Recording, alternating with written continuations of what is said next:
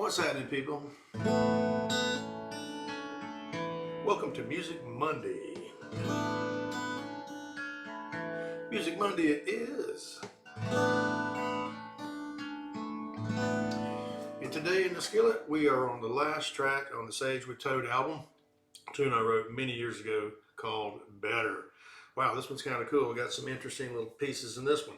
So let's dive in. What is this about? Well, pretty much just what the title says. You know, it's better to regret something you've done than something you left undone. I know that's kind of cliche, but we got a good song out of it. All right, first verse. Don't remember where this was. This album came out in '98, and I lost the notes to this one, so I don't remember where I was when I wrote it. But somewhere probably well before '98.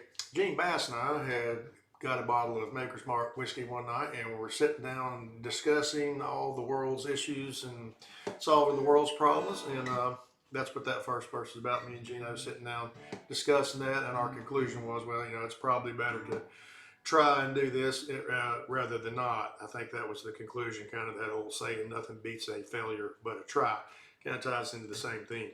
Second verse, Ma Bell. Hanging on the phone. This was before cell phones and laptops and all that technology, so I wrote it in the early '90s somewhere.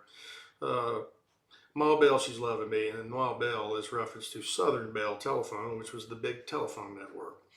She said, boy, why don't you go home? I don't know where that is, and that's about being on the road so much that you don't even know where home is anymore. And man, in those mid-'90s, y'all, we were on the road. Some years, 300 days a year. We'd play 250, 60 shows. I think the most we did in 1 year was 273 shows in 1 year. And that was nights of playing, all one-nighters. That's moving. So, you know, when you're on the road that much, all the days just start running together. Third verse.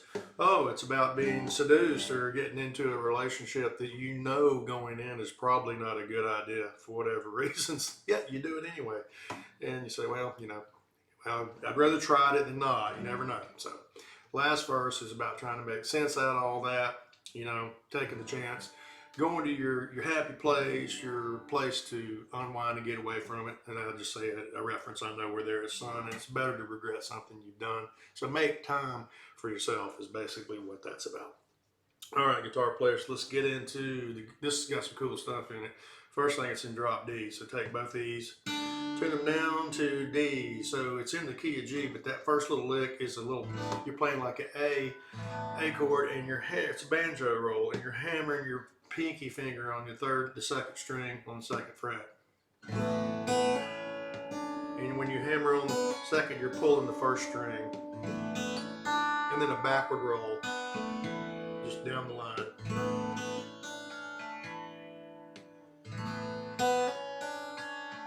And you get that cool sound with those drop Ds. So that's the opening lick. Then you slide up to G, first chord, it's in G, but it's not a G down here. Go up to 5th fret, remember you drop down. Bar chord, so bar all the 5th fret, put your pinky on the 3rd string on the 7th. That's a G. And slide it up to an A, G, A, and D, and then keep your middle finger off so you let that D ring out. And then this is the weird chord. All right, this is an F, but you're playing it on 3, 4, 5 on the 3rd, and your index finger's got to grab the 2nd string, 1st fret. It's kind of a stretch, but it's a cool chord. There's your F. And then slide it up to the G, which you can play right there too. And then back to the D. And you got this little walk down. B, C, D, A, back to the F, G, D, and then it resolves on A, and then there's this cool little lick. You take it on your 4th string, your D string, and you're hammering on 2, 4, and then pull. It's a pull off. And this is kind of a bluegrass lick. Just a bluegrass lick. So hammer 2, 4, pull off on the G, pull off on the A on the 4th. So, and you're right back to the G. I know that's a lot. So guitar players, you want to know how to play these?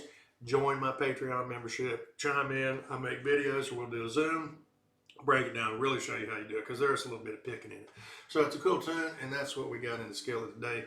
One little recording tidbit I want to throw in about this. When we did this in the studio, we did it bluegrass style. There was a microphone hanging in the middle of the room, and we all gathered around it. only track of all the stuff we ever did that we recorded old school bluegrass style like that. Not a bluegrass thing, it's kind of a Chris Whitley influenced bluesy kind of, tune, acoustic tune. Felty was on the dobro. I think Sanders either came back and added the bass or Jeff Busher did it after we got done. Didn't have much in it. But I think that was the only track that I can recall that we ever recorded that way. And I sang it live right there around that mic too. So just a little fun recording tidbit. All right, so that's what we got. Like, follow, by all means, share it, as Paul Harvey would say. Now you know the rest of the story, and you certainly do.